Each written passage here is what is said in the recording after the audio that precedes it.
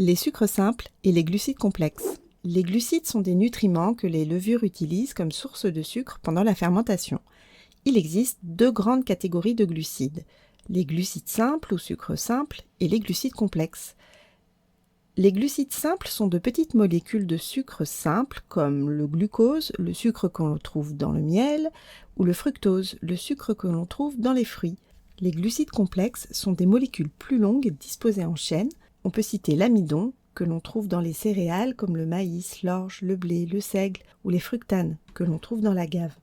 Les sucres simples, tels que le glucose et le fructose, sont des sucres fermentescibles. Ces sucres sont directement convertis en alcool par les levures pendant la fermentation. En revanche, les glucides complexes, comme l'amidon ou les fructanes, ne sont pas fermentescibles directement. Ils ont besoin d'être convertis en sucre simple. Cette étape se nomme la conversion. Prenons l'exemple de l'amidon. La chaîne doit être coupée en unités de glucose par des enzymes agissant comme des petits ciseaux.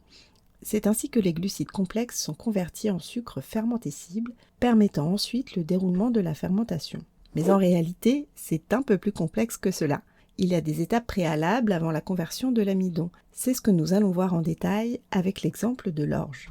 L'amidon est une chaîne sous forme de spirale qui est stockée dans un granule. Cette chaîne est inaccessible. Il convient de désagréger le granule pour accéder à la chaîne d'amidon.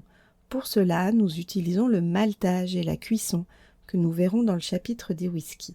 L'amidon, désormais accessible, est mis dans l'eau chaude où il va gonfler et se dissoudre, c'est-à-dire se dérouler. La conversion peut démarrer avec l'action des enzymes, les petits ciseaux qui vont se charger de découper la chaîne d'amidon. Les sucres simples sont libérés, ils sont devenus fermentescibles. La fermentation peut donc commencer. Pour les fructanes, le processus est différent, puisque les enzymes ne sont pas nécessaires.